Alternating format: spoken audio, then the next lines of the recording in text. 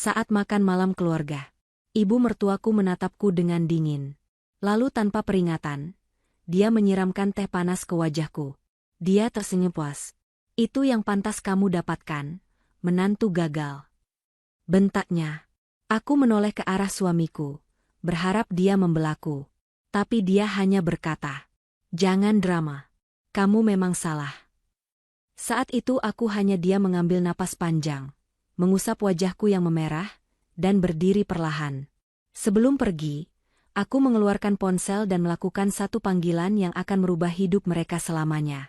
Karena, sebelum ceritanya dimulai, silahkan tulis di kolom komentar dari daerah mana saja teman-teman yang menonton cerita ini.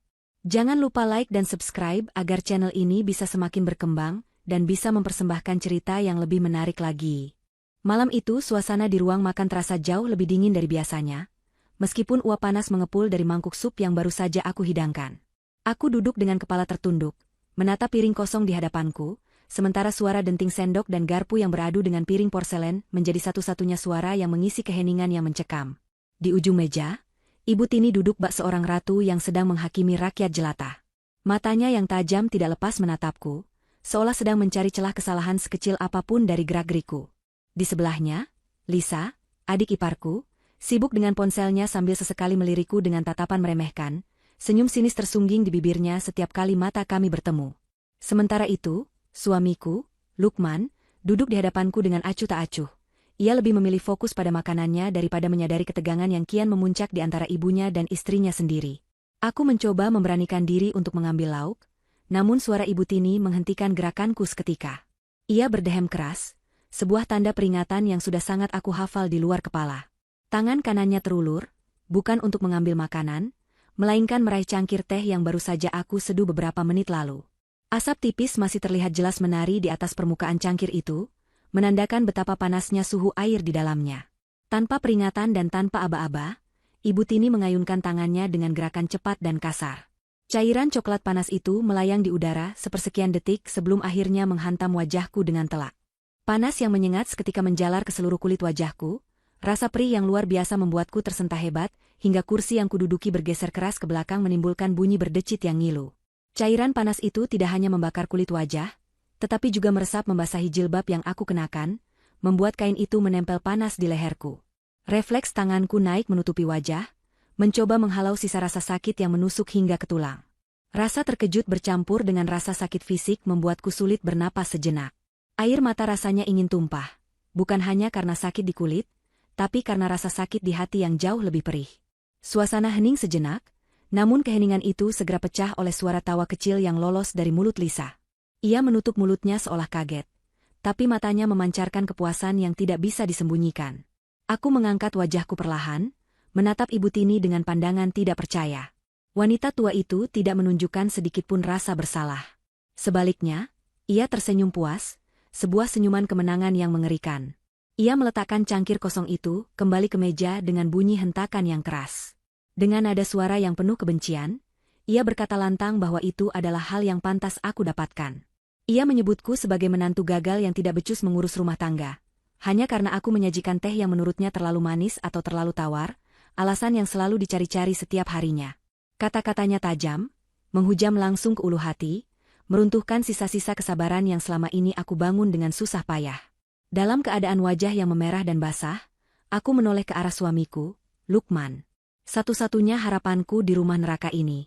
Aku menatap matanya, memohon perlindungan, berharap ia akan berdiri dan menegur ibunya, atau setidaknya mengambilkan tisu untuk mengeringkan wajah istrinya yang baru saja disakiti.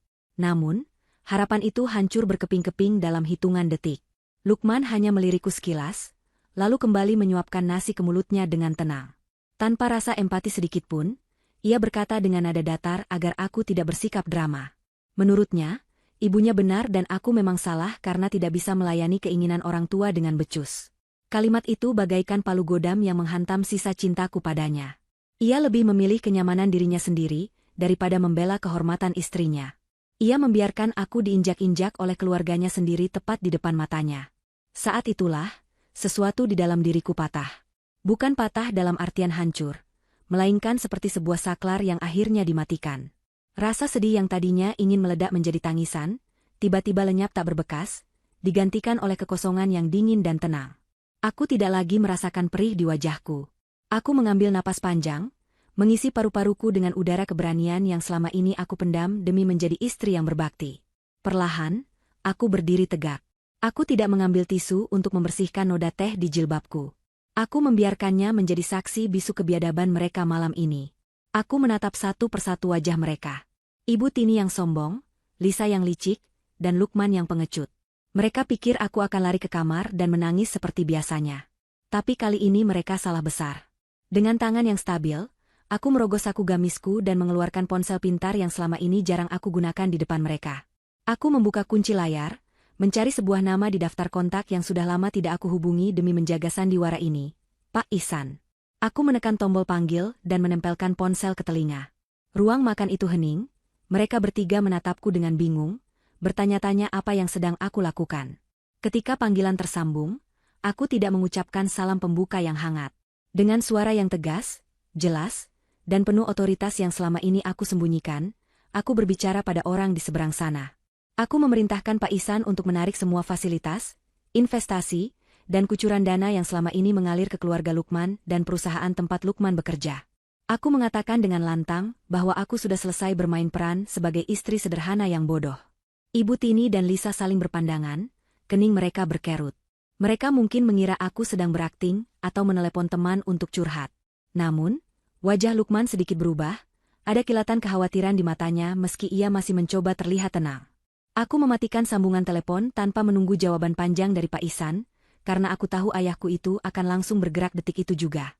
Aku memasukkan kembali ponselku ke saku, lalu menatap Ibu Tini tepat di manik matanya. Tidak ada lagi ketakutan di mataku. Aku berkata pelan namun menusuk, berterima kasih atas teh panas yang menyadarkanku bahwa sampah memang tidak seharusnya disimpan di dalam rumah. Tanpa menunggu respon mereka, aku membalikkan badan dan berjalan menuju pintu utama. Aku tidak naik ke lantai atas untuk mengemas pakaian. Aku tidak butuh baju-baju lusuh yang aku beli dengan uang jatah belanja yang pas-pasan dari Lukman. Aku tidak butuh apapun dari rumah ini. Langkahku mantap meninggalkan ruang makan, melewati ruang tamu yang penuh dengan barang-barang mewah yang sebenarnya dibeli menggunakan uang bonus tahunan Lukman, yang mana bonus itu sebenarnya adalah uang injeksi dari perusahaan ayahku secara diam-diam. Saat aku membuka pintu depan, angin malam menerpa wajahku, memberikan rasa sejuk pada kulitku yang melepuh. Di depan gerbang rumah, sebuah mobil sedan hitam mengkilap dengan supir berseragam rapi sudah menunggu. Lampu mobil itu menyorot tajam, membelah kegelapan malam. Lukman, Ibu Tini, dan Lisa yang penasaran akhirnya menyusulku ke teras. Mereka terperangah melihat mobil mewah yang jelas-jelas harganya miliaran rupiah itu, berhenti tepat di depan rumah mereka yang sederhana. Supir pribadi ayahku keluar dengan sigap, membukakan pintu belakang untukku sambil membungkuk hormat, memanggilku dengan sebutan, Nona Muda. Aku masuk ke dalam mobil tanpa menoleh lagi ke belakang.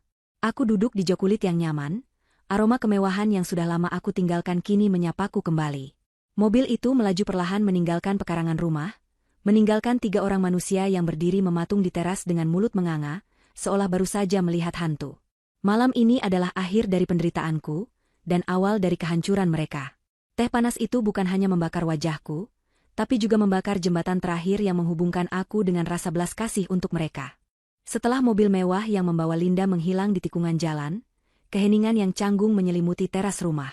Lukman masih berdiri mematung, matanya terpaku pada jejak ban mobil yang tertinggal di aspal. Otaknya berusaha mencerna apa yang baru saja terjadi, namun logikanya menolak untuk percaya. Bagaimana mungkin Linda, istri yang selama ini ia kenal sebagai wanita yatim piatu dari kampung yang lugu dan sederhana, tiba-tiba dijemput oleh mobil sekelas pejabat tinggi? Pertanyaan itu berputar-putar di kepalanya, menimbulkan rasa gelisah yang aneh. Namun, suara tawa ceking Lisa memecahkan lamunannya. Lisa berkacak pinggang sambil menggelengkan kepala, mencibir bahwa itu pasti hanya sandiwara murahan. Menurut Lisa, Linda mungkin menyewa mobil rental mewah dan membayar orang untuk berpura-pura menjadi supir demi menakut-nakuti mereka. Ibu Tini yang sedari tadi diam karena kaget, kini mulai mendapatkan kembali kesadarannya dan sifat arogannya. Ia mengangguk setuju dengan ucapan Lisa. Wajahnya yang keriput kembali menunjukkan ekspresi meremehkan. Ia mendengus kasar, mengatakan bahwa Linda hanyalah wanita yang tidak tahu diuntung. Menurut Ibu Tini, tindakan Linda tadi hanyalah gertakan sambal. Ia yakin besok atau lusa, Linda akan kembali mengetuk pintu rumah ini sambil menangis dan memohon maaf. meminta diizinkan masuk kembali karena kehabisan uang. Dengan penuh percaya diri, Ibu Tini memerintahkan Lukman untuk masuk dan melanjutkan makan malam. Ia bahkan mengancam Lukman agar tidak usah mencari Linda. Biarkan wanita itu merasakan kerasnya hidup di jalanan tanpa perlindungan suami, begitu katanya. Malam itu, mereka melanjutkan hidup seolah tidak terjadi apa-apa. Lukman, meskipun masih ada sedikit rasa ganjal di hatinya, memilih untuk mempercayai ibunya dan adiknya. Ia meyakinkan dirinya sendiri bahwa Linda tidak mungkin memiliki koneksi dengan orang kaya. Selama 2 tahun menikah, Linda selalu hidup hemat, tidak pernah memakai barang bermerek, dan selalu menurut. Tidak mungkin ada rahasia sebesar itu yang disembunyikan. Lukman akhirnya tidur dengan perasaan kesal, berencana untuk memarahi Linda habis-habisan jika wanita itu pulang nanti. Ia bahkan sudah menyusun kalimat talak di kepalanya jika Linda tidak segera meminta maaf. Keesokan paginya, kekacauan mulai terjadi. Biasanya, saat matahari terbit, aroma kopi dan nasi goreng sudah tercium dari dapur. Baju kerja Lukman biasanya sudah tersetrika rapi dan tergantung di handle lemari. Namun pagi ini, rumah terasa sunyi dan dingin. Dapur berantakan dengan piring kotor bekas makan malam tadi yang belum dicuci. Ibu Tini bangun dengan perasaan lapar dan langsung berteriak memanggil nama Linda. Lupa bahwa menantunya itu sudah pergi. Ketika tidak ada jawaban, Ibu Tini mengomel panjang lebar, mengutuk kemalasan Linda. Lisa pun bangun dengan wajah masam, karena tidak ada sarapan yang siap. Akhirnya, dengan gerutu yang tak henti-henti, Ibu Tini menyuruh Lukman membeli sarapan di luar, karena tidak ada satupun dari mereka yang mau memasak. Masalah pertama muncul ketika Lukman hendak berangkat kerja.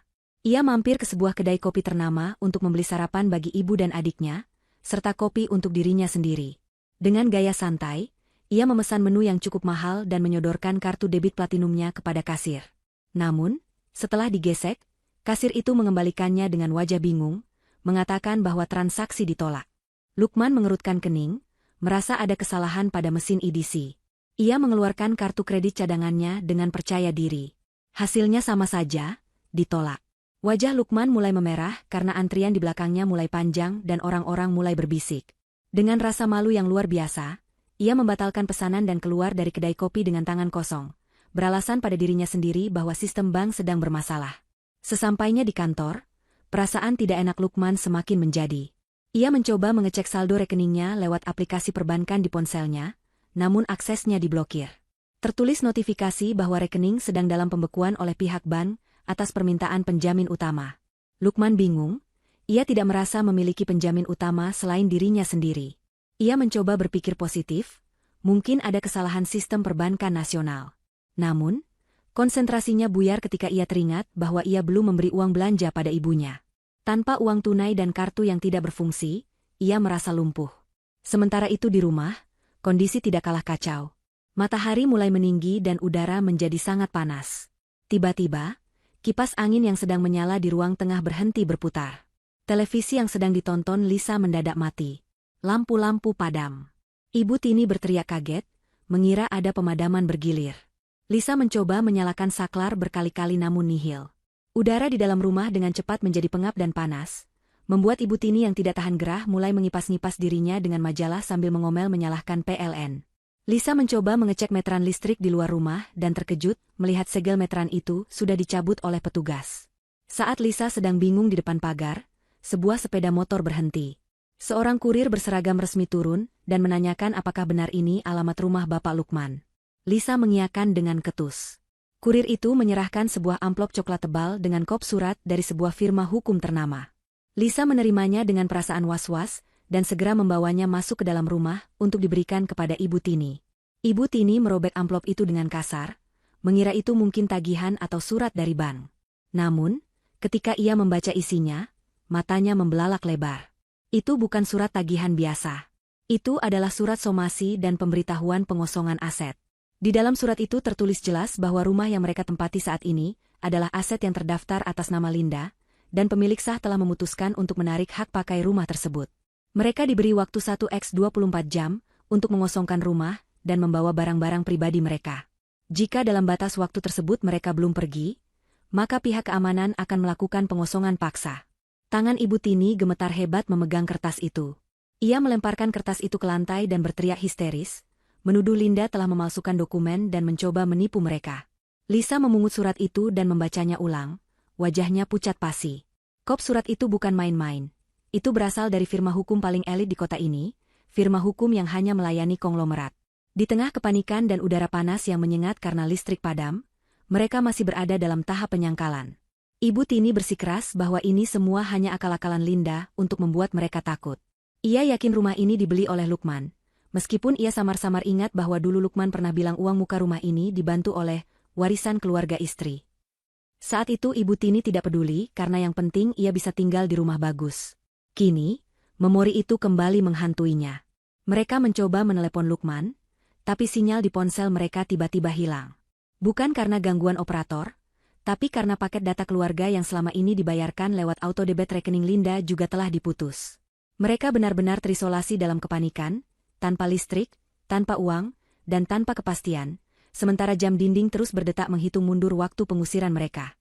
Keangkuhan yang mereka tunjukkan semalam perlahan mulai retak, digantikan oleh bayang-bayang ketakutan yang nyata. Lukman melangkah masuk ke lobi gedung perkantoran mewah, tempatnya bekerja dengan perasaan yang sangat tidak nyaman. Langkah kakinya yang biasanya mantap dan penuh percaya diri, kini terasa berat dan ragu. Ia bisa merasakan tatapan mata para resepsionis dan petugas keamanan yang tertuju padanya, namun bukan tatapan hormat seperti biasanya, melainkan tatapan aneh yang bercampur dengan rasa ingin tahu dan cibiran. Lukman mencoba mengabaikannya, namun rasa malu tetap merayap di punggungnya. Penampilannya hari ini memang jauh dari kata rapi. Kemeja kerja berwarna biru muda yang ia kenakan tampak kusut di banyak bagian, karena tidak sempat disetrika akibat listrik di rumahnya yang mendadak diputus pagi ini. Ia bahkan tidak sempat mandi dengan air hangat, sehingga badannya terasa lengket dan tidak segar. Rambutnya pun ia sisir seadanya di dalam mobil, karena ia terlambat bangun akibat kekacauan di rumah. Sesampainya di lantai tempat divisinya berada, suasana terasa lebih mencekam. Biasanya, rekan-rekan kerjanya akan menyapa dengan ramah atau sekadar mengangguk hormat karena posisi Lukman sebagai manajer pemasaran cukup disegani. Namun pagi ini, lorong kantor terasa sunyi senyap saat ia lewat. Beberapa karyawan yang sedang berkumpul di pantry langsung membubarkan diri atau pura-pura sibuk dengan ponsel mereka begitu melihat Lukman datang. Lukman sempat mendengar bisik-bisik tertahan dari salah satu kubikel, namun ia tidak bisa menangkap jelas apa yang mereka bicarakan. Perasaannya semakin tidak enak. Ia mempercepat langkah menuju ruangannya, berharap bisa segera menutup pintu dan menyembunyikan diri dari tatapan-tatapan menghakimi itu. Namun, baru saja ia meletakkan tas kerjanya di atas meja, telepon di mejanya berdering nyaring, memecah keheningan ruangannya. Di layar telepon tertera nama sekretaris direktur utama. Dengan tangan sedikit gemetar, Lukman mengangkat gagang telepon. Suara sekretaris di seberang sana terdengar dingin dan formal, memberitahukan bahwa Bapak Direktur memanggilnya ke ruangan sekarang juga. Tidak ada basa-basi, tidak ada nada ramah. Lukman menelan ludah, mencoba menenangkan detak jantungnya yang berpacu cepat. Pikirannya melayang kemana-mana. Apakah ini tentang performa penjualannya bulan lalu? Atau apakah ada klien yang komplain? Namun, instingnya mengatakan bahwa ini ada hubungannya dengan kejadian aneh yang menimpa rekening banknya pagi ini. Dengan langkah gontai, Lukman keluar dari ruangannya dan berjalan menuju lift eksekutif di ujung lorong. Di dalam ruangan direktur utama yang luas dan dingin, Lukman berdiri kaku di depan meja besar pimpinannya. Sang direktur tidak mempersilakannya duduk. Pria parubaya itu hanya menatap Lukman dengan tatapan kecewa sekaligus tajam, seolah sedang melihat hama yang harus segera disingkirkan. Tanpa banyak bicara, direktur itu menyodorkan sebuah amplop putih di atas meja. Lukman menatap amplop itu dengan bingung, lalu perlahan mengambilnya. Tangannya gemetar saat membuka lipatan surat di dalamnya. Matanya membelalak membaca judul surat tersebut, Surat Pemutusan Hubungan Kerja. Napas Lukman tercekat. Ia mendongak menatap bosnya, mulutnya terbuka ingin memprotes, menanyakan apa alasannya memecat karyawan berprestasi seperti dirinya secara sepihak dan mendadak. Sebelum Lukman sempat mengeluarkan satu kata pun, sang direktur berbicara dengan nada berat. Ia menjelaskan bahwa per pagi ini, mayoritas saham perusahaan telah diakuisisi secara penuh oleh sebuah perusahaan raksasa, Grup Ihsan. Pemilik baru melakukan audit menyeluruh dan memberikan instruksi langsung untuk membersihkan jajaran manajemen yang memiliki catatan integritas buruk. Lukman mengerutkan kening, merasa tidak terima dituduh memiliki integritas buruk. Ia adalah pekerja keras. Namun, kalimat direktur selanjutnya membuat lutut Lukman lemas seketika. Direktur itu berkata bahwa instruksi pemecatan Lukman datang langsung dari kantor pusat Grup Ihsan dengan catatan khusus. Pelanggaran etika berat dan perilaku tidak bermoral terhadap keluarga pemegang saham utama. Dunia Lukman seakan runtuh saat mendengar nama Grup Ihsan. Otaknya yang sedari tadi buntu perlahan mulai menyambungkan benang merah. Ia teringat nama ayah mertuanya, Pak Ihsan. Selama ini ia hanya tahu Pak Ihsan adalah pensiunan biasa di kampung yang sesekali mengirimi mereka beras atau buah-buahan. Ia tidak pernah sekalipun berpikir bahwa Pak Ihsan adalah Ihsan, yang sama dengan pemilik konglomerasi bisnis raksasa itu. Lukman mencoba menyangkal, mengatakan bahwa ini pasti salah paham. Tapi direktur itu tidak mau mendengar. Ia memerintahkan keamanan untuk mengawal Lukman, membereskan barang-barangnya saat itu juga dan meninggalkan gedung dalam waktu 15 menit. Lukman digiring keluar seperti seorang kriminal. Dengan membawa sebuah kotak kardus berisi barang-barang pribadinya, Lukman berjalan melewati lobi kantor dengan langkah terseret. Rasa malu yang ia rasakan pagi tadi belum seberapa dibandingkan dengan rasa terhina saat ini. Ratusan mata karyawan yang lalu lalang di lobi menatapnya. Ia merasa telanjang. Semua kebanggaannya sebagai manajer muda yang sukses dilucuti habis-habisan. Saat ia hendak melangkah keluar menuju pintu putar, matanya menangkap siaran berita di sebuah layar televisi raksasa yang terpasang di dinding lobi. Siaran itu menampilkan berita bisnis terkini. Judul berita besar tertulis di bawah layar, Putri Tunggal Grup Ihsan kembali memimpin perusahaan setelah 2 tahun vakum. Langkah Lukman terhenti total. Kardus di tangannya nyaris terjatuh. Di layar kaca itu, terpampang wajah seorang wanita yang sangat ia kenal. Wanita itu mengenakan setelan jas kerja yang elegan, jilbab sutra bermotif mewah melilit anggun di kepalanya, dan wajahnya dipulas riasan tipis namun memancarkan aura wibawa yang luar biasa. Itu Linda, istrinya. Wanita yang kemarin malam disiram teh panas oleh ibunya. Wanita yang selama ini ia suruh menghemat uang belanja, wanita yang ia anggap membosankan dan tidak berkelas. Di layar TV, Linda sedang tersenyum percaya diri di hadapan para wartawan, berbicara tentang visi masa depan perusahaan. Jantung Lukman serasa berhenti berdetak. Ia baru menyadari bahwa selama 2 tahun ini, ia hidup bersama seorang putri raja yang menyamar menjadi rakyat jelata, dan ia dengan bodohnya telah membuang berlian itu ke dalam lumpur. Lukman memacu mobilnya membelah jalanan kota dengan pikiran yang kacau balau. Tangannya mencengkeram setir dengan begitu erat, hingga buku-buku jarinya memutih. Bayangan wajah Linda di layar televisi tadi terus menghantuinya, bercampur dengan kata-kata dingin bosnya tentang pemecatan. Ia merasa seperti sedang berada dalam mimpi buruk yang tidak berujung. Bensin mobilnya sudah menipis, lampu indikator bahan bakar sudah menyala merah berkedip-kedip, seolah ikut mengejek kondisinya yang kini benar-benar di ujung tanduk. Ia tidak punya uang tunai, kartunya diblokir, dan kini ia pengangguran. Satu-satunya tujuannya sekarang adalah pulang, memberitahu ibu dan adiknya tentang siapa sebenarnya Linda, dan mungkin mencari cara untuk memperbaiki kesalahan fatal ini. Sesampainya di rumah, pemandangan yang menyambutnya semakin menambah rasa frustrasi. Pagar rumah terbuka lebar, di halaman depan berserakan beberapa kardus dan kantong plastik hitam berisi baju-baju. Ibu Tini dan Lisa duduk di teras dengan wajah kusut dan berkeringat, mengipas-ngipas diri dengan potongan kardus bekas. Rumah itu tampak mati tanpa aliran listrik. Begitu melihat mobil Lukman datang, Ibu Tini langsung berdiri dan berjalan tertatih-tatih menghampiri putranya.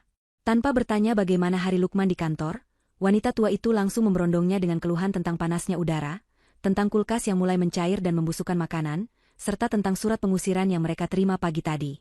Lukman turun dari mobil dengan wajah pucat pasi. Ia tidak menanggapi keluhan ibunya.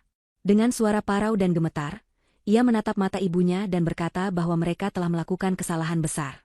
Ia menceritakan apa yang baru saja ia alami di kantor.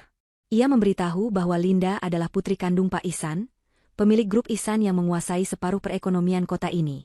Ia menceritakan bagaimana ia dipecat karena menyinggung keluarga pemilik saham, dan bagaimana ia melihat wajah Linda di berita nasional sebagai pewaris tunggal kekayaan yang tak terhitung jumlahnya. Mendengar penjelasan Lukman, Ibu Tini terdiam sesaat. Matanya mengerjap-ngerjap, mencoba memproses informasi yang terdengar sangat tidak masuk akal itu. Namun sedetik kemudian, ia tertawa sumbang. Tawa yang dipaksakan. Ibu Tini menolak percaya. Ia berteriak bahwa Lukman pasti sedang berhalusinasi atau dibohongi orang. Menurutnya, tidak mungkin Linda yang selama ini mau disuruh-suruh mencuci piring dan mengepel lantai adalah anak orang kaya. Lisa pun ikut menimpali, mengatakan bahwa mungkin wajah di TV itu hanya mirip saja. Mereka berusaha keras menyangkal kenyataan karena jika itu benar, maka mereka harus mengakui bahwa kebodohan merekalah yang telah menghancurkan hidup nyaman ini. Namun Lukman tidak menyerah. Ia menarik tangan ibunya dan memaksa mereka masuk ke dalam mobil. Ia bertekad untuk membuktikan ucapannya sekaligus mencoba memohon ampun. Dengan sisa bensin yang ada, Lukman membawa ibu dan adiknya menuju kawasan elit di Bukit Kota, tempat di mana kediaman utama keluarga Pak Ihsan berada. Sepanjang perjalanan, Ibu Tini terus mengomel, tapi ada nada ketakutan dalam suaranya. Lisa sibuk dengan ponselnya, mencoba mencari berita yang dimaksud Lukman, namun koneksi internetnya putus karena kuota habis dan tidak bisa diperpanjang. Mereka tiba di depan sebuah gerbang besi hitam yang menjulang tinggi bak benteng istana. Di balik gerbang itu, terlihat jalan masuk yang panjang diapit pepohonan rindang, menuju sebuah bangunan mensyah megah yang pilar-pilarnya putih berkilau. Lukman menghentikan mobilnya di depan pos keamanan. Seorang satpam bertubuh tegap dengan seragam lengkap keluar menemui mereka. Lukman menurunkan kaca jendela, mencoba memasang wajah ramah meski keringat dingin mengucur di pelipisnya. Ia berkata ingin bertemu dengan Ibu Linda atau Pak Ihsan, mengaku sebagai keluarga dekat, sebagai suami Linda. Satpam itu menatap Lukman, lalu beralih menatap Ibu Tini dan Lisa di kursi belakang dengan pandangan menyelidik. Tanpa perlu memeriksa daftar tamu, satpam itu menggeleng tegas. Ia berkata bahwa ia sudah mendapat instruksi khusus dari Nona Linda, bahwa tidak ada satupun orang bernama Lukman, Tini, atau Lisa yang diizinkan menginjakan kaki selangkah pun ke dalam area properti. Satpam itu bahkan menambahkan dengan nada datar namun menohok, bahwa Nona Linda sedang beristirahat dan tidak ingin diganggu oleh orang asing. Lukman memohon, bahkan Ibu Tini mencoba turun dari mobil untuk membuat keributan dan berteriak memanggil nama Linda. Namun, dua satpam lain dan seekor anjing penjaga besar segera muncul, membuat nyali mereka ciut seketika. Mereka diusir paksa seperti pengemis yang mengganggu ketertiban umum. Dalam perjalanan pulang yang hening dan penuh keputusasaan, Lisa yang akhirnya berhasil mendapatkan tethering hotspot dari ponsel Lukman, yang masih memiliki sisa kuota sedikit, mencoba membuka media sosial. Ia berniat memposting cerita sedih, memutarbalikkan fakta bahwa Linda adalah istri durhaka yang meninggalkan mertua tua yang sakit demi harta orang tuanya. Lisa berharap netizen akan bersimpati dan menyerang Linda. Namun, begitu ia membuka aplikasi, wajahnya berubah menjadi seputih kertas. Ia memekik ngeri, membuat Lukman hampir kehilangan kendali setir. Di layar ponsel Lisa, sebuah video sedang menjadi trending topik nomor 1. Video itu adalah rekaman CCTV dari ruang makan rumah mereka semalam. Video itu menampilkan dengan sangat jelas, dengan kualitas gambar dan suara yang jernih, momen ketika Ibu Tini menyiramkan teh panas ke wajah Linda. Terlihat jelas ekspresi kejam Ibu Tini, tawa mengejek Lisa, dan sikap acuh tak acuh Lukman yang terus makan. Judul video itu provokatif. Wajah asli keluarga suami yang menganiaya istri solehah. Kolom komentar dipenuhi ribuan hujatan dan sumpah serapah yang ditujukan kepada mereka bertiga. Netizen membongkar identitas mereka, alamat rumah, hingga tempat kerja Lukman. Bukannya mendapatkan simpati, Lisa justru baru saja menyadari bahwa mereka telah menjadi musuh publik nomor 1. Hancur sudah nama baik yang selama ini mereka banggakan. Di kursi depan, Lukman hanya bisa memukul setir dengan frustrasi, menyadari bahwa badai yang sebenarnya baru saja dimulai. Waktu 24 jam yang diberikan oleh firma hukum itu terasa berlalu begitu cepat, seolah jarum jam sengaja berputar 2 kali lebih kencang untuk mengejek nasib keluarga Lukman. Matahari pagi baru saja naik sepenggalah ketika suara deburan keras pada pintu gerbang depan mengejutkan seisi rumah. Suara itu bukan ketukan tamu yang sopan, melainkan gedoran yang penuh intimidasi dan otoritas. Lukman, yang semalaman tidak bisa memejamkan mata karena memikirkan nasibnya, berjalan gontai menuju jendela ruang tamu. Di luar sana, ia melihat pemandangan yang membuat darahnya berdesir hebat. 3 truk besar berwarna gelap sudah terparkir menutupi jalan depan rumah. Sementara di belakangnya berdiri belasan orang berbadan tegap dengan seragam keamanan swasta. Di tangan mereka tergenggam dokumen eksekusi yang sah. Tetangga sekitar yang biasanya hanya berani mengintip dari balik tirai, kini mulai berkumpul di jalanan, membentuk kerumunan kecil yang siap menyaksikan pertunjukan kehancuran keluarga yang selama ini dikenal sombong itu. Belum sempat Lukman membuka pintu, kuncinya sudah dibuka paksa dari luar oleh petugas eksekusi. Pintu terbuka lebar, dan masuklah pimpinan tim eksekusi dengan wajah datar tanpa ekspresi. Tanpa banyak bicara, pria itu memberikan isyarat tangan kepada anak buahnya untuk segera bekerja. Dalam hitungan detik, rumah yang dulunya tenang itu berubah menjadi lautan kekacauan. Para petugas itu bekerja dengan efisiensi yang mengerikan. Mereka masuk ke setiap kamar, membungkus barang-barang dengan plastik besar secara kasar, lalu mengangkutnya keluar. Ibu Tini yang sedang sarapan sisa roti kemarin menjerit histeris. Ia mencoba menghalangi seorang petugas yang hendak mengangkat televisi layar datar kesayangannya. Dengan suara melengking, ia berteriak bahwa ini adalah rumahnya dan tidak ada yang berhak mengusirnya. Namun, petugas itu tidak peduli. Dengan gerakan tegas namun tidak melukai, petugas itu menyingkirkan Ibu Tini ke samping seolah ia hanyalah perabot tak berguna, lalu melanjutkan tugasnya mengangkut televisi tersebut keluar. Lisa menangis meraung-raung di sudut ruangan sambil memeluk tas-tas bermerek miliknya, takut barang-barang itu akan disita atau rusak. Ia mencoba menelepon teman-temannya untuk meminta bantuan, namun tidak ada satupun panggilan yang tersambung karena ponselnya tidak memiliki pulsa. Lukman hanya bisa berdiri mematung di tengah ruang tamu yang semakin kosong. Ia melihat sofa tempat ia biasa bersantai diangkat pergi, lukisan dinding diturunkan, dan karpet mahal digulung. Ia merasa seolah-olah jiwanya ikut dikuliti seiring dengan kosongnya rumah itu. Rasa malu yang luar biasa menghantamnya ketika ia dipaksa keluar dari pintu depan.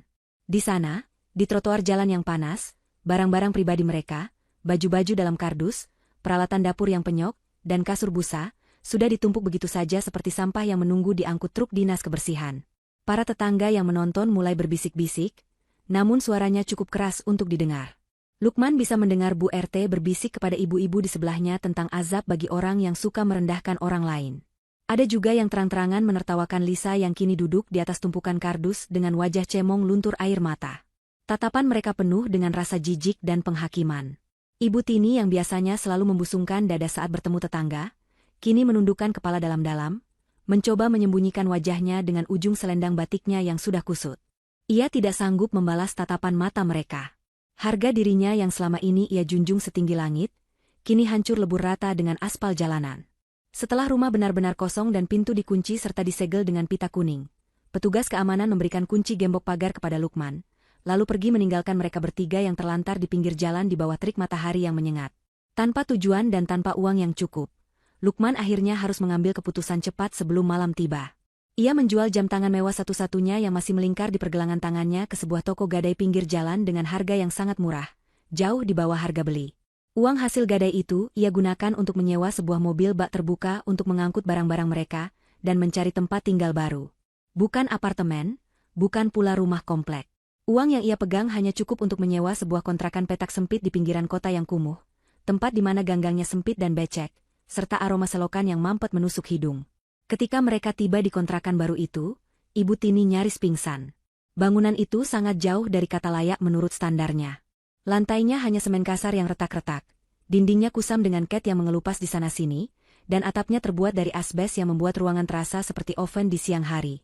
Hanya ada satu kamar tidur sempit yang harus mereka bagi bertiga, dan satu kamar mandi kecil di belakang yang pintunya sudah keropos dimakan rayap. Lisa langsung menolak masuk, ia merengek minta dibawa ke hotel. Namun, tamparan keras dari realitas, dan bentakan frustrasi dari Lukman, membuatnya diam. Lukman dengan nada tinggi mengatakan bahwa mereka tidak punya pilihan lain. Hotel butuh uang, dan mereka tidak punya itu. Malam pertama di kontrakan itu adalah neraka dunia bagi mereka. Udara panas dan nyamuk yang berdengung ganas, membuat mereka tidak bisa tidur. Kipas angin kecil yang mereka bawa tidak mampu mengusir gerah. Di tengah penderitaan itu, mulailah terjadi saling menyalahkan. Ibu Tini yang merasa paling menderita mulai mengomel, menyalahkan Lukman yang dianggapnya bodoh, karena tidak tahu latar belakang istrinya sendiri.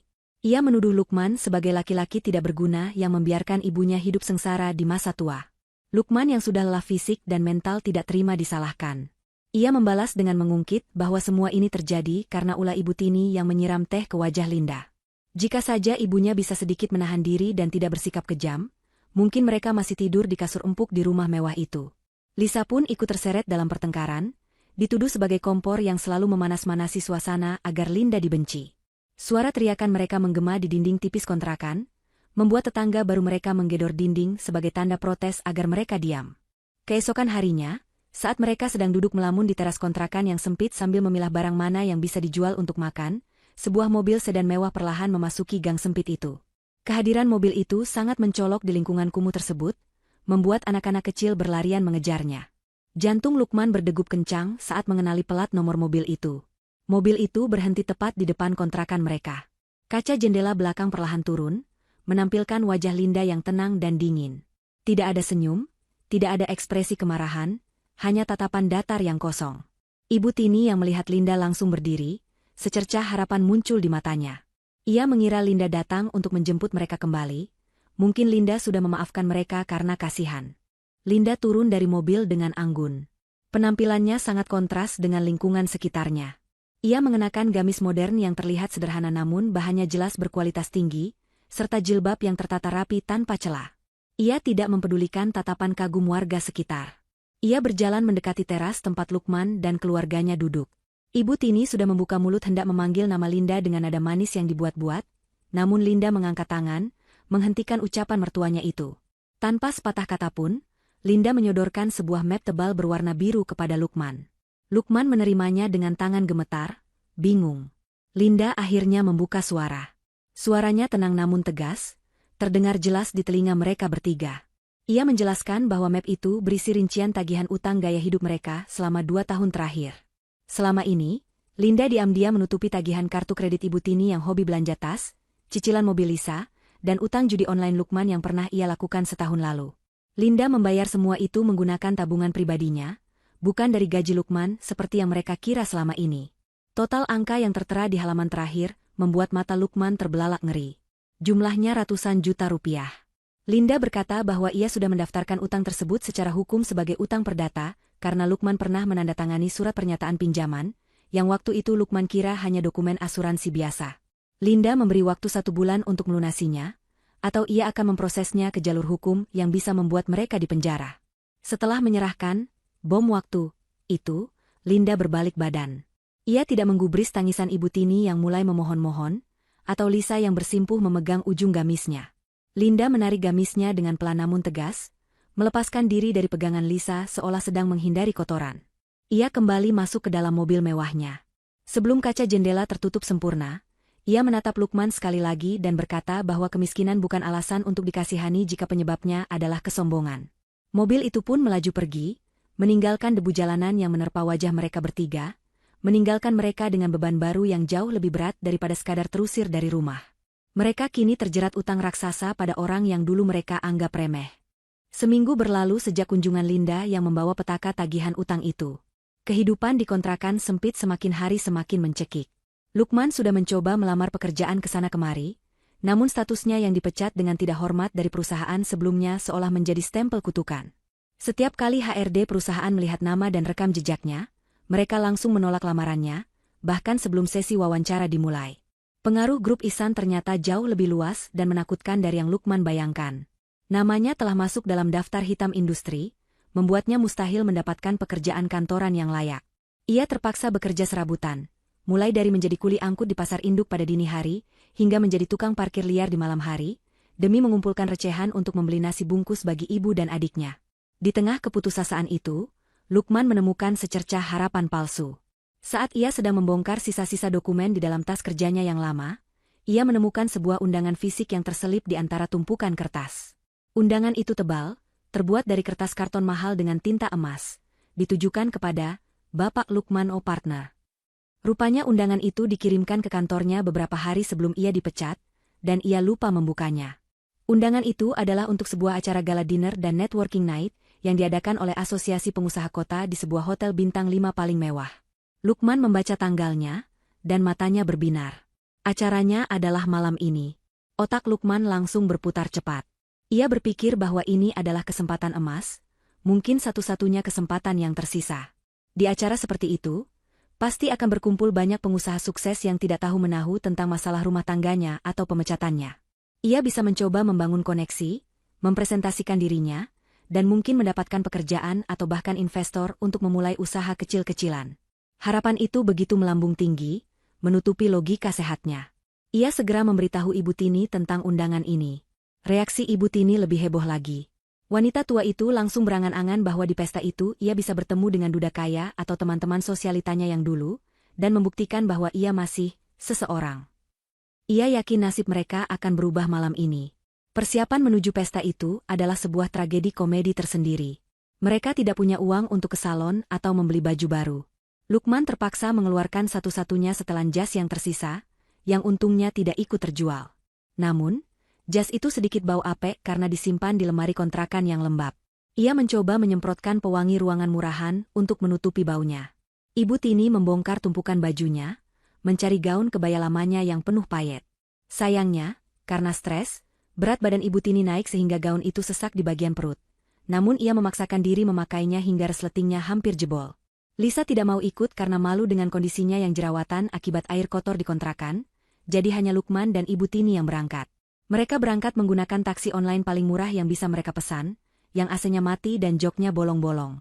Sepanjang perjalanan, Ibu Tini terus berlatih senyum, mencoba mengembalikan aura nyonya besar yang sudah hilang.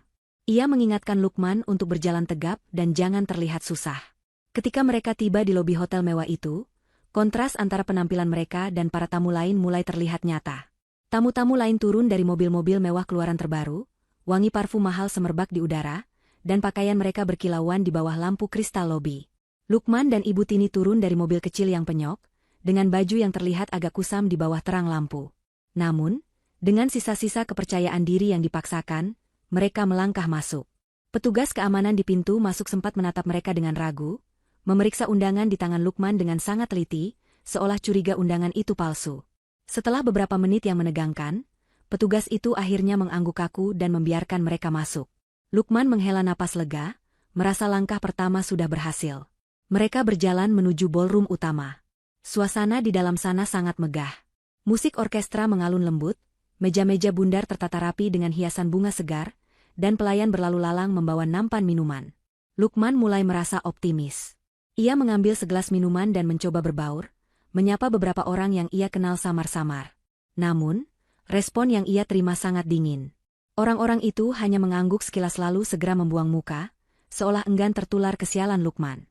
Saat Lukman sedang berusaha mencari celah obrolan dengan seorang pengusaha properti, lampu ruangan tiba-tiba meredup. Sorot lampu spotlight mengarah ke panggung utama. Pembawa acara dengan suara lantang mengumumkan bahwa acara puncak akan segera dimulai, yaitu sambutan dari sponsor utama malam ini sekaligus sosok yang dinobatkan sebagai pengusaha wanita paling berpengaruh tahun ini.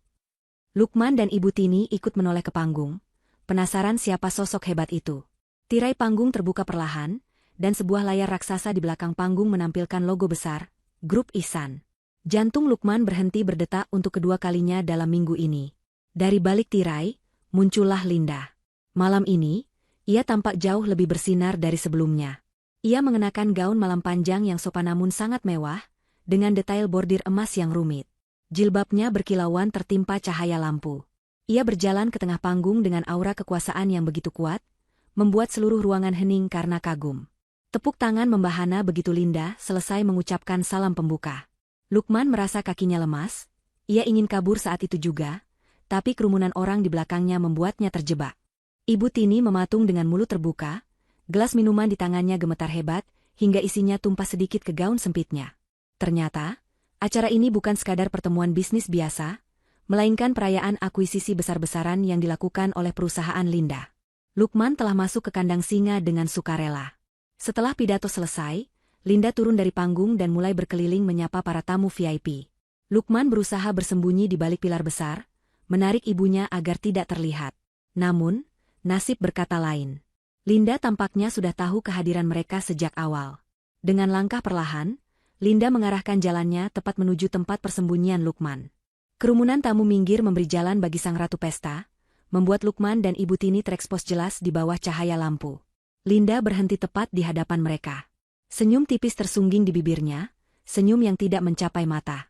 Tamu-tamu di sekitar mereka mulai berbisik-bisik, mengenali Lukman dan ibunya dari video viral penyiraman teh itu. Suasana menjadi tegang. Linda menatap Ibu Tini dari ujung kaki ke ujung kepala, tatapan yang membuat Ibu Tini merasa kerdil. Di meja dekat mereka berdiri, ada sebuah teko air mineral dingin yang terbuat dari kristal. Linda menjangkau teko itu dengan gerakan anggun. Ibu Tini refleks memejamkan mata dan mengangkat tangan menutupi wajah. Ketakutan setengah mati mengira Linda akan menyiramnya seperti yang ia lakukan dulu. Gerakan ketakutan Ibu Tini itu membuat beberapa tamu tertawa kecil, mempermalukannya semakin dalam. Namun, Linda tidak menyiramnya. Linda menuangkan air itu ke dalam gelas kosong di meja dengan sangat tenang dan sopan. Bunyi air yang mengalir terdengar jelas di keheningan itu. Setelah gelas penuh, Linda menyodorkannya ke hadapan Ibu Tini.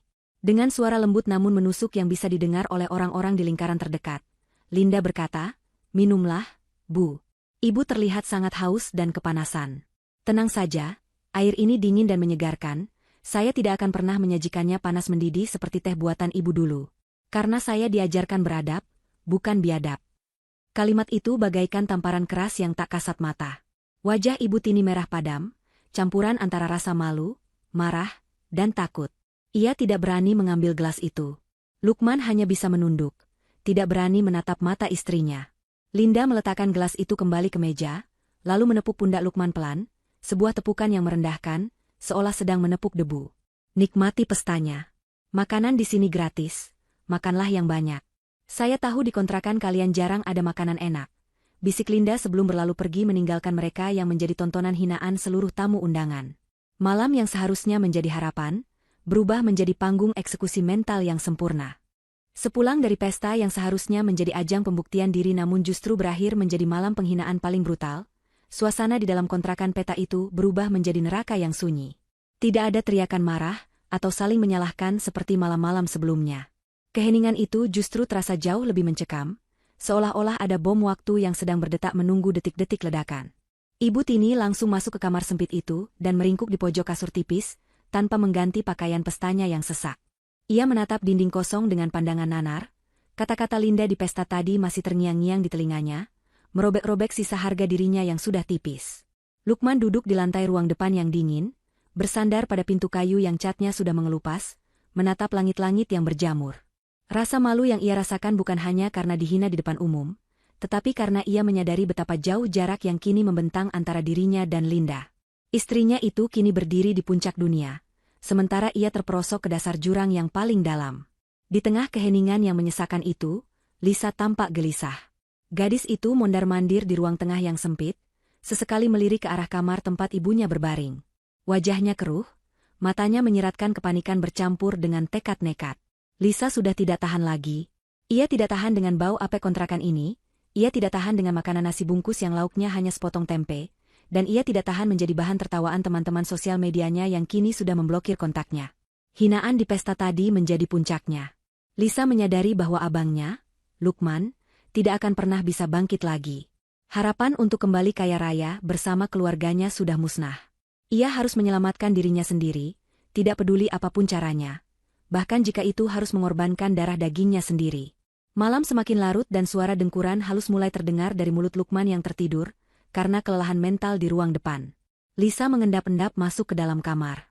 Dengan gerakan sangat pelan agar tidak membangunkan ibunya, ia berlutut di samping lemari plastik tempat mereka menyimpan pakaian. Tujuannya bukan pakaian, melainkan sebuah kotak kaleng biskuit bekas yang disembunyikan Ibu Tini di bawah tumpukan kain jarik paling bawah.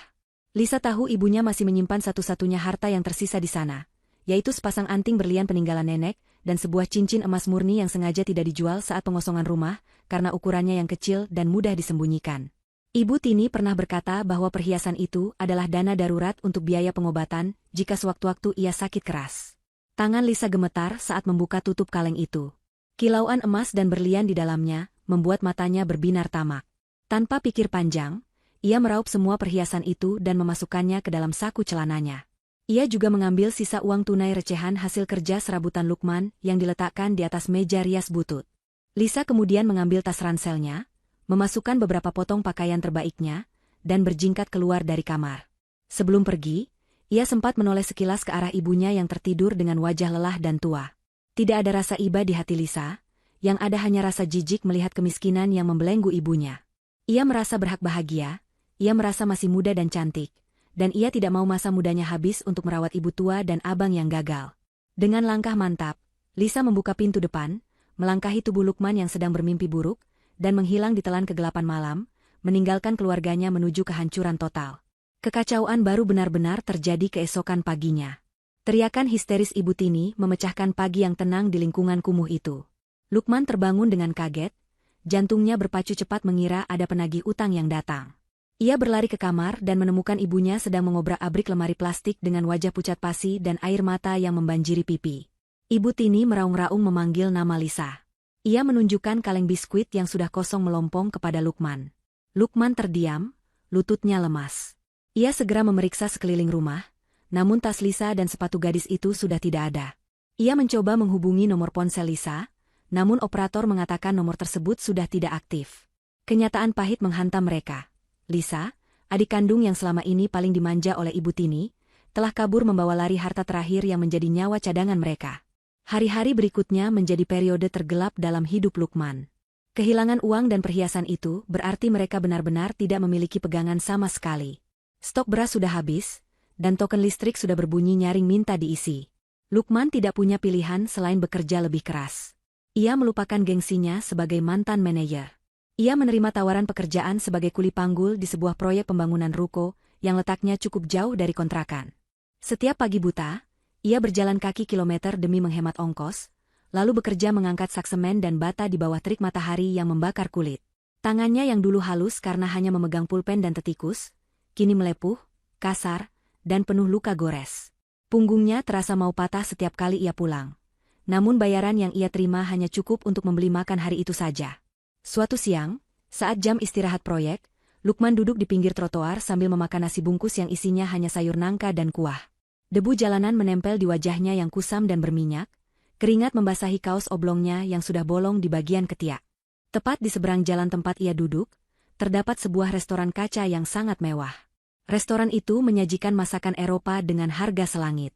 Mata Lukman terpaku pada pemandangan di balik kaca jendela restoran itu. Di salah satu meja dekat jendela, duduklah Linda. Penampilannya begitu bercahaya, bersih, dan elegan. Ia sedang tertawa lepas, sebuah tawa bahagia yang tidak pernah Lukman lihat saat mereka masih menikah. Di hadapan Linda, duduk seorang pria muda yang tampan dan terlihat sangat mapan. Pria itu mengenakan kemeja rapi dan jam tangan mewah, menatap Linda dengan tatapan penuh kekaguman dan rasa hormat. Mereka terlihat sedang membicarakan sesuatu yang menyenangkan, mungkin bisnis atau mungkin hal pribadi. Lukman melihat pria itu dengan sopan membersihkan sudut bibir Linda dengan tisu, sebuah gestur perhatian kecil yang membuat hati Lukman terbakar oleh api cemburu yang tak beralasan. Ia ingin marah, ia ingin berteriak bahwa wanita itu adalah istrinya, atau setidaknya dulu adalah istrinya. Namun, ketika ia melihat bayangan dirinya sendiri di kaca spion motor yang parkir di dekatnya, ia terdiam. Ia melihat sosok pria kumal, dekil, dan menyedihkan. Perbandingan itu begitu menyakitkan. Linda kini bersanding dengan pria yang setara dengannya, pria yang menghargainya, pria yang tidak akan membiarkan ibunya menyiram teh panas ke wajah Linda. Sementara Lukman hanyalah sampah masa lalu yang sudah terbuang. Rasa penyesalan yang selama ini ia coba tekan, kini meledak keluar. Ia menyadari bahwa ia telah melepaskan berlian demi membela kerikil tajam, seperti ibunya dan adiknya. Nasi yang ia kunyah terasa seperti pasir di tenggorokannya. Air mata menetes jatuh ke dalam bungkus nasinya, bercampur dengan debu proyek. Lukman menundukkan kepala dalam-dalam, tidak sanggup lagi melihat kebahagiaan Linda yang begitu menyilaukan, sementara ia sendiri sedang membusuk dalam penyesalan yang tiada akhir. Kondisi kesehatan Ibu Tini menurun drastis sejak kaburnya Lisa.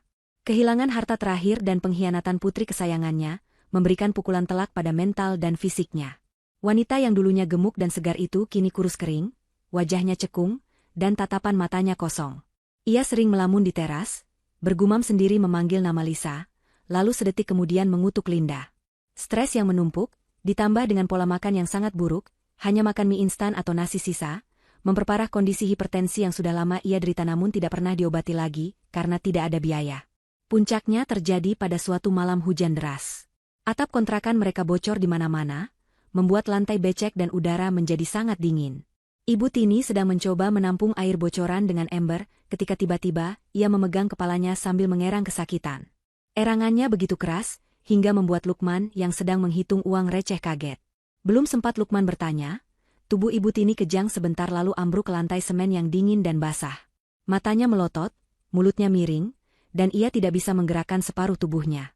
Lukman panik setengah mati. Ia mengguncang tubuh ibunya, berteriak memanggil-manggil, namun Ibu Tini hanya bisa mengeluarkan suara mengeracau yang tidak jelas.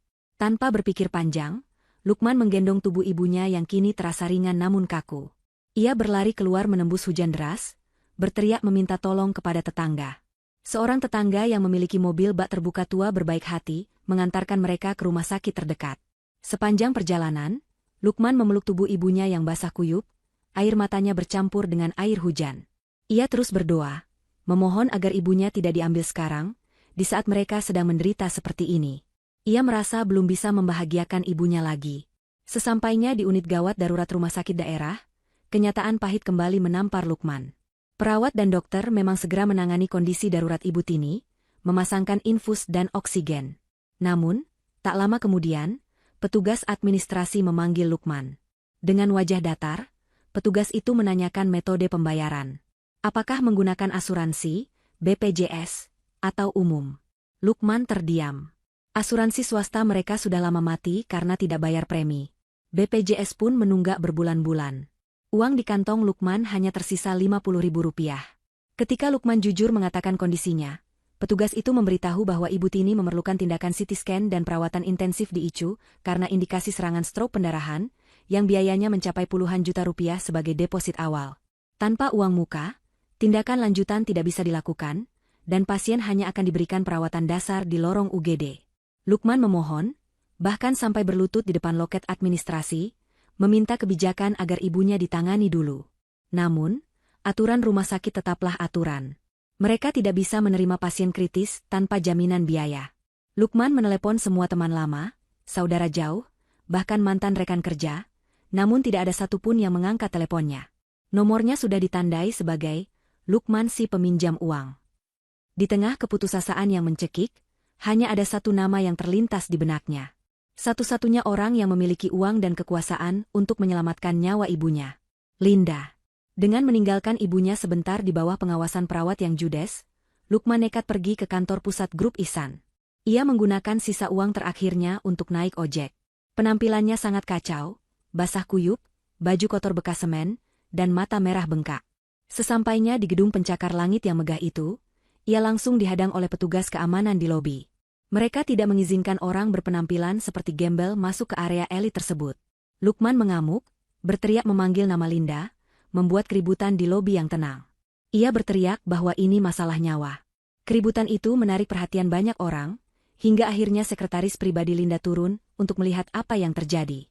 Setelah mendengar bahwa Ibu Tini sekarat, sekretaris itu menelepon Linda. Beberapa menit kemudian, Linda turun. Ia tidak mengajak Lukman naik ke ruangannya, melainkan menemuinya di pojok lobi yang sepi.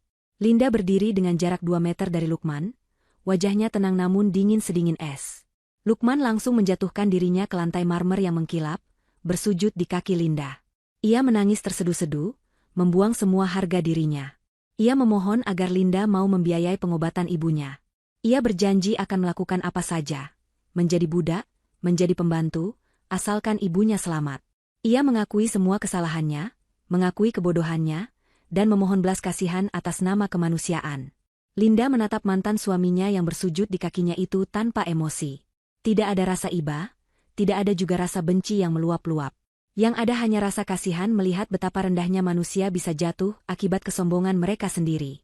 Setelah Lukman selesai meratap, Linda berkata dengan nada datar, "Berdiri, Lukman. Kamu mengotori lantai kantorku." Lukman mendongak, wajahnya penuh harap. Linda kemudian mengeluarkan ponselnya, menghubungi pihak rumah sakit tempat Ibu Tini dirawat. Di depan Lukman, Linda berbicara tegas kepada pihak rumah sakit. Ia memberikan jaminan pembayaran penuh untuk perawatan Ibu Tini, namun dengan satu syarat khusus yang ia sampaikan kepada pihak administrasi rumah sakit agar dicatat jelas. Setelah menutup telepon, Linda kembali menatap Lukman. "Aku sudah melunasi biaya rumah sakit dan biaya perawatan sampai ibumu sembuh," kata Linda. Lukman hampir bersorak kegirangan. Ia hendak memeluk kaki Linda lagi untuk berterima kasih, mengira hati Linda sudah luluh dan mau menerima mereka kembali. Namun, Linda mundur selangkah menghindar. "Jangan salah paham," lanjut Linda dengan suara tajam. "Aku melakukan ini bukan karena aku peduli padamu atau ibumu. Aku melakukannya sebagai sedekah. Dalam agama kita, bersedekah kepada orang yang zalim sekalipun tetap mendapatkan pahala. Anggap saja aku sedang membuang sial dengan memberikan uang itu pada kalian. Dan satu hal lagi, aku mendaftarkan ibumu di kelas 3, bangsal umum yang berisi 10 pasien dalam satu kamar. Bukan VIP seperti yang biasa dia pamerkan. Itu batas toleransiku." Lukman terdiam. Rasa lega bercampur dengan rasa malu yang baru. Linda menolong mereka, tapi dengan cara yang menegaskan bahwa bagi Linda, mereka tidak lebih dari sekadar objek amal, sama seperti pengemis di jalanan. "Setelah ibumu keluar dari rumah sakit, jangan pernah temui aku lagi. Utang kalian yang kemarin tetap berjalan dan harus dibayar. Nyawa ibumu aku selamatkan, tapi hutang budi tidak akan menghapus hutang materi. Sekarang pergilah, baumu mengganggu tamu-tamu lain," pungkas Linda, lalu membalikan badan dan berjalan menuju lift pribadi tanpa menoleh lagi. Lukman kembali ke rumah sakit dengan perasaan campur aduk. Ibunya memang mendapatkan perawatan dan nyawanya tertolong. Namun diagnosa dokter setelahnya menjadi pukulan telak lainnya. Dokter mengatakan bahwa Ibu Tini mengalami stroke yang menyebabkan kelumpuhan permanen pada sebagian tubuhnya. Selain itu, Dokter menjelaskan bahwa pemicu utama lonjakan darah tinggi yang pecah itu adalah stres psikologis yang kronis. Dalam istilah medis mungkin rumit, namun dokter menyederhanakannya untuk Lukman. Ibu Anda memendam rasa amarah, iri hati, dan ketidakpuasan yang sangat dalam waktu lama. Hatinya tidak tenang, selalu panas karena melihat orang lain. Itu racun yang membunuh tubuhnya sendiri. Mendengar itu, Lukman terduduk lemas di samping ranjang besi bangsal kelas 3 yang pengap. Ia menatap ibunya yang kini terbaring lemah dengan mulut miring dan tatapan kosong. Ia sadar, ibunya hancur bukan karena Linda, melainkan karena teh panas, kebencian yang selama ini ia simpan di dalam dadanya sendiri. Karma itu nyata, dan kini Ibu Tini harus menghabiskan sisa hidupnya terperangkap dalam tubuh yang lumpuh, dengan pikiran yang masih jernih untuk meratapi semua kesalahannya. Berita buruk itu datang tidak lama setelah Ibu Tini dibawa pulang dari rumah sakit. Kondisi di kontrakan peta itu semakin menyedihkan dan berbau amis, campuran dari bau obat-obatan murah dan aroma tubuh manusia yang tidak terurus dengan baik. Lukman yang kini merangkap sebagai perawat bagi ibunya yang lumpuh, harus menghadapi kenyataan hidup yang semakin brutal. Suatu siang yang terik, saat Lukman sedang menyuapi ibunya bubur encer hambar, ponsel tuanya berdering. Layar retak itu menampilkan nomor tidak dikenal. Dengan malas, Lukman mengangkatnya, mengira itu adalah panggilan penagih utang lagi. Namun, suara di seberang sana bukanlah suara kasar penagih utang, melainkan suara isak tangis histeris yang sangat ia kenal. Itu suara Lisa. Lisa menelepon dari kantor polisi di kota seberang. Gadis itu meraung-raung menceritakan nasibnya. Ternyata, pelarian Lisa tidak seindah yang dibayangkan. Pacar yang ia banggakan dan ia ajak kabur ternyata adalah seorang penipu ulung. Setelah perhiasan curian dari Ibu Tini habis dijual dan uangnya difoya-foyakan untuk pesta dan narkoba, pacarnya menjebak Lisa. Pria itu menaruh paket narkoba di tas Lisa, sesaat sebelum penggerebekan polisi di Hotel Melati tempat mereka menginap. Sang pacar berhasil kabur lewat jendela, sementara Lisa tertangkap basah dengan barang bukti di tangannya. Kini Lisa mendekam di sel tahanan, menghadapi ancaman hukuman penjara bertahun-tahun atas tuduhan kepemilikan narkoba dan pencurian. Lisa memohon agar Lukman datang menebusnya, menyewa pengacara, atau melakukan apa saja untuk membebaskannya. Lukman mendengarkan semua itu dengan tangan gemetar, sendok bubur yang ia pegang jatuh berdenting ke lantai. Ia menatap ibunya yang terbaring kaku dengan mata melotot, seolah Ibu Tini bisa mendengar kabar kehancuran putri kesayangannya itu. Lukman tertawa getir, tawa yang terdengar seperti orang gila. Bagaimana ia bisa menebus Lisa? Untuk makan sehari-hari saja, ia harus mengais sampah. Ia mengatakan pada Lisa dengan suara mati rasa bahwa ia tidak punya uang sepeser pun, dan Lisa harus menanggung akibat perbuatannya sendiri. Ia menutup telepon itu di tengah teriakan putus asa adiknya, lalu mematikan ponselnya. Di atas kasur, air mata mengalir dari sudut mata Ibu Tini, satu-satunya respon tubuh yang bisa ia lakukan untuk meratapi nasib putrinya yang kini menjadi narapidana. Namun, penderitaan hari itu belum berakhir. Sore harinya, mimpi buruk yang paling ditakuti Lukman menjadi kenyataan. Karena Linda hanya menanggung biaya rumah sakit dan tidak memberikan uang tunai sepeser pun, Lukman terpaksa meminjam uang dari rentenir keliling untuk membeli popok dewasa, obat-obatan jalan, dan makanan selama seminggu terakhir. Bunga pinjaman itu mencekik leher, berlipat ganda setiap harinya. Hari ini adalah tenggat waktu pembayaran. 3 orang pria berbadan besar dengan wajah garang datang mendobrak pintu kontrakan rapuh itu. Tanpa basa-basi, mereka menagih uang dengan kasar. Lukman mencoba memohon perpanjangan waktu, bersujud di kaki mereka sambil menunjuk kondisi ibunya yang lumpuh sebagai alasan kemanusiaan. Namun, para penagih utang itu tidak memiliki hati. Bagi mereka, uang adalah uang. Salah satu dari mereka menendang rusuk Lukman, hingga ia terpental menabrak dinding. Mereka mulai mengobrak-abrik isi kontrakan, mencari barang berharga yang bisa disita. Karena tidak ada barang berharga, TV sudah dijual, perhiasan sudah dicuri Lisa, mereka melampiaskan kemarahan dengan merusak barang-barang yang ada. Kipas angin dibanting hingga hancur, piring-piring dipecahkan, dan kasur tipis tempat Ibu Tini berbaring ditarik paksa hingga wanita tua itu terguling jatuh ke lantai semen yang keras. Ibu Tini hanya bisa mengerang kesakitan, matanya membelalak ketakutan melihat kebrutalan itu. Ia yang dulu begitu sombong dan merasa berkuasa, kini tidak lebih dari seonggok daging tak berdaya di bawah kaki para preman. Lukman berteriak histeris mencoba melindungi ibunya, menjadikan badannya sendiri sebagai tameng dari pukulan dan tendangan para penagih utang. Setelah puas memukuli Lukman hingga babak belur dan meludahi lantai rumah, para rentenir itu pergi dengan ancaman bahwa jika besok uang tidak ada, mereka akan membakar tempat itu. Lukman terkapar di lantai dengan wajah lebam dan darah mengucur dari hidungnya, memeluk ibunya yang gemetar hebat di antara pecahan piring dan debu. Belum kering darah di wajah Lukman, keesokan harinya datanglah pukulan terakhir yang mematikan. Seorang petugas berseragam rapi datang membawa surat resmi. Bukan surat tagihan, melainkan surat pemberitahuan penggusuran. Tanah tempat kontrakan-kontrakan kumuh itu berdiri ternyata baru saja dibeli oleh sebuah perusahaan besar untuk dibangun gudang logistik modern. Pemilik tanah yang lama sudah menjualnya dan penyewa diberi waktu 3x 24 jam untuk angkat kaki tanpa kompensasi karena status sewa mereka yang ilegal. Lukman membaca kop surat perusahaan pembeli tanah itu dengan mata yang bengkak sebelah, PT Ihsan Property, anak perusahaan dari grup Ihsan. Sekali lagi, bayang-bayang Linda dan ayahnya menghantui hidup mereka. Kali ini bukan dengan teh panas atau kata-kata tajam, melainkan dengan kekuatan kapitalisme yang melindas mereka seperti semut. Lukman menyadari bahwa ini mungkin bukan kebetulan, atau mungkin juga kebetulan yang sangat ironis. Linda benar-benar memastikan bahwa tidak ada sejengkal tanah pun di kota ini yang nyaman bagi mereka. Lukman menatap surat itu, lalu menatap ibunya yang kini demam tinggi akibat syok kejadian kemarin. Mereka benar-benar sudah tamat. Tidak ada rumah, tidak ada uang, tidak ada keluarga yang bisa dimintai tolong, adik di penjara, dan tubuh yang sakit-sakitan. Mereka benar-benar sendirian di dunia yang kejam ini. Malam terakhir di kontrakan itu dihabiskan dalam kegelapan karena listrik sudah diputus total. Lukman duduk memeluk lutut di samping ibunya, mendengarkan napas ibunya yang berat dan berbunyi grog-grog. Ia teringat masa lalu, masa-masa di mana mereka hidup nyaman di rumah Linda. Masa di mana ada makanan hangat, kasur empuk, dan istri yang sabar mengurus mereka. Penyesalan itu datang bukan lagi sebagai ombak, melainkan sebagai tsunami yang menenggelamkan jiwanya. Ia membayangkan seandainya saja waktu itu ia membela Linda, seandainya saja ia menegur ibunya, seandainya saja ia menjadi suami yang adil. Tapi kata, seandainya, tidak bisa membeli nasi bungkus, dan tidak bisa mengembalikan waktu. Esok hari, mereka akan resmi menjadi gelandangan, tidur di peran toko, bergabung dengan manusia-manusia terbuang lainnya yang dulu sering Ibu Tini hina dari balik kaca mobil.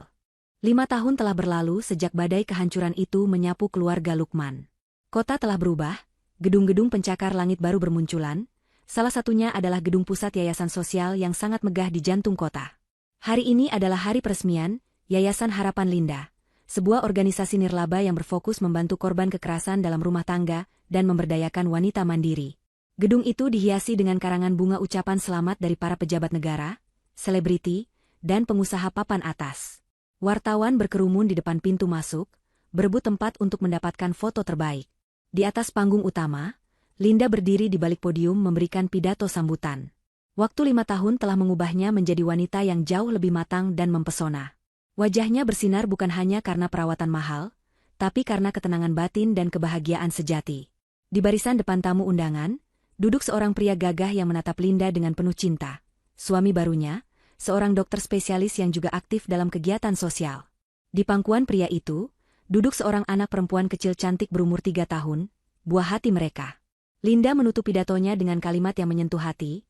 Masa lalu yang menyakitkan bukanlah alasan untuk berhenti, melainkan bahan bakar untuk berlari lebih kencang menuju masa depan yang lebih baik. Tepuk tangan gemuruh membahana memenuhi ruangan. Sementara itu, di luar pagar gedung yang megah itu, kehidupan berjalan dengan kontras yang sangat tajam. Di trotoar yang panas, seorang petugas kebersihan kota berseragam oranye lusuh sedang menyapu sampah dedaunan kering. Pria itu terlihat jauh lebih tua dari usia sebenarnya. Rambutnya sudah memutih dan botak di beberapa bagian, kulitnya hitam terbakar matahari, dan punggungnya sedikit bungkuk. Wajahnya penuh dengan kerutan penderitaan yang mendalam. Itu adalah Lukman. 5 tahun hidup di jalanan dan bekerja kasar, telah menggerogoti fisik dan mentalnya. Giginya sudah banyak yang tanggal karena kurang gizi dan kebersihan yang buruk. Lukman berhenti menyapu sejenak saat mendengar suara tepuk tangan dari dalam gedung. Ia menyeka keringat di dahinya dengan lengan baju yang kotor. Matanya menatap spanduk besar yang terpasang di gerbang gedung, Grand Launching Yayasan Harapan Linda, Ketua Yayasan, Hajah Linda Ihsan. Lukman terpaku menatap wajah Linda di spanduk itu. Rasa perih kembali menyayat hatinya, rasa perih yang sudah menjadi teman tidurnya selama 5 tahun ini. Ia tahu Linda ada di dalam sana, hanya berjarak beberapa ratus meter darinya, namun jarak nasib mereka bagaikan langit dan bumi. Tiba-tiba, gerbang utama terbuka. Sebuah mobil Alphard putih mewah bergerak keluar perlahan, dikawal oleh beberapa petugas keamanan. Kaca jendela belakang mobil itu terbuka sedikit, memperlihatkan Linda yang sedang tersenyum melambaikan tangan kepada para wartawan. Lukman, didorong oleh impuls yang tak tertahankan, mencoba melangkah mendekat. Ia ingin berteriak, ingin memanggil nama itu sekali lagi, mungkin berharap ada sedikit sisa belas kasih atau sekadar pengakuan bahwa ia pernah ada dalam hidup wanita hebat itu. Linda, serunya dengan suara parau yang lemah, tenggelam oleh suara bising kendaraan. Seorang petugas keamanan gedung segera menghadang Lukman, mendorongnya kasar dengan pentungan. Hei, tukang sapu, minggir, jangan halangi jalan tamu VIP. Bau sampahmu mengganggu, bentak satpam itu. Lukman terdorong jatuh ke aspal panas. Dari posisi terjerembab itu, ia mendongak menatap mobil Linda yang melintas tepat di depannya. Untuk sepersekian detik, mata Linda bertemu dengan mata Lukman. Lukman menahan napas, berharap Linda akan menyuruh supir berhenti. Namun, tatapan Linda kosong.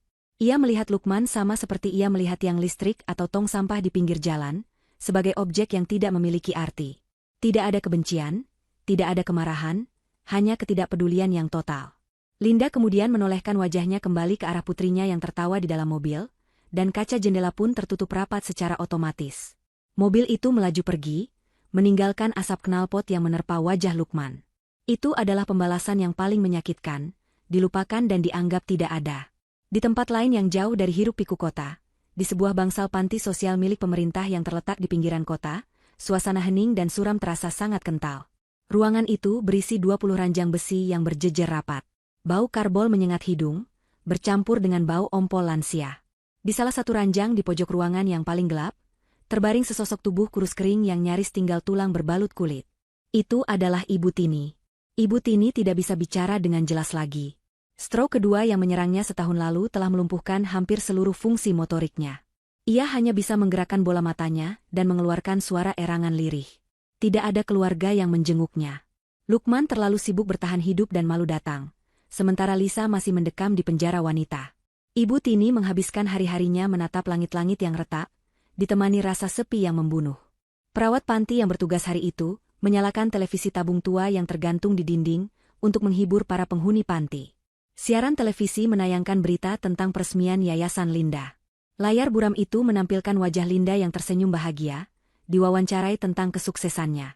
Kunci kebahagiaan saya adalah membuang semua racun dari hidup saya dan dikelilingi oleh orang-orang yang tulus, ucap Linda di televisi. Mata Ibu Tini terpaku pada layar. Ia mengenali senyum itu, senyum menantunya yang dulu ia hina, ia injak-injak, dan ia siram dengan teh panas. Ingatan tentang kejadian teh panas itu berputar kembali di otaknya, seperti kaset rusak yang terus diulang. Rasa penyesalan yang teramat sangat menghantam dadanya, membuatnya sesak napas. Air mata menetes dari sudut mata Ibu Tini yang keruh, mengalir menuruni pipinya yang keriput dan masuk ke dalam telinganya. Ia ingin berteriak minta ampun. Ia ingin memutar waktu kembali ke meja makan itu dan memeluk Linda daripada menyakitinya. Tapi ia tidak bisa. Ia terperangkap dalam tubuhnya sendiri, terperangkap dalam hasil perbuatannya sendiri. Ia hanya bisa menangis dalam diam, sendirian, tua, sakit, dan terbuang. Perawat yang lewat melihat air mata itu, namun hanya mengelapnya dengan kasar menggunakan tisu toilet sambil bergumam, "Nenek ini cengeng sekali, padahal sudah dikasih makan." Layar televisi perlahan memudar seiring berita berganti, namun bayangan senyum kemenangan Linda tetap terpatri di benak Ibu Tini dan Lukman di tempat mereka masing-masing. Karma telah menyelesaikan tugasnya dengan sangat rapi. Linda telah terbang tinggi bagaikan burung Raja Wali yang bebas, sementara mereka yang dulu mencoba mematahkan sayapnya kini merangkak di dalam lumpur penyesalan abadi. Cerita berakhir bukan dengan kematian, melainkan dengan kehidupan yang terus berlanjut di mana sang antagonis harus hidup setiap detik merasakan akibat dari kejahatan mereka, sebuah hukuman yang jauh lebih kejam daripada kematian itu sendiri. Layar menggelap, menyisakan keheningan yang memuaskan.